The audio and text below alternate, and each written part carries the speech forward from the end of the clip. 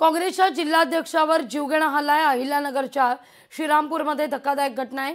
जिल्हाध्यक्ष सचिन गुसर यांना मारहाण करण्यात आलेली, अपहरण करून सकाळी फिरायला गेलेले असताना दोघांनी गाडीत त्यांना घातलं आणि अपहरण केलेलं आहे।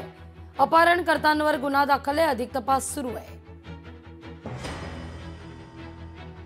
श्रीरामपूरमध्ये धक्कादायक घटना, काँग्रेसच्या जिल्हाध्यक्षावर जीवघेणा हल्ला झाला आहे। सचिन गुसर यांना अपहरण करत मारहाण करण्यात आलेली आहे। नगर या ठिकाणी आजची घडलेली घटना अत्यंत निषेधार्ह आहे, अत्यंत गंभीर आहे।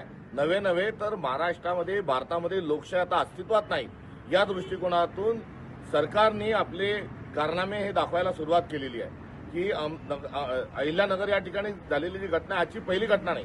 काँग्रेसकडून उभ्या राहणाऱ्या 2 नगरसेवक पदाच्या उमेदवारांना रात्री अटक केल्या जातं, त्यांना कस्टडीत टाकलं जातं, त्यांना मारहाण केल्या जाते आणि मध्यरात्री त्यांना पोलिसच त्यांच्या गाडीत बसवून हे एकदा माजी खासदार सुजय विखे पाटलांकडे घेऊन जातात, एक वेळेला राधाकृष्ण विखे पाटीलकडे घेऊन जातात आणि त्या ठिकाणी दमदाटी केल्या जाते।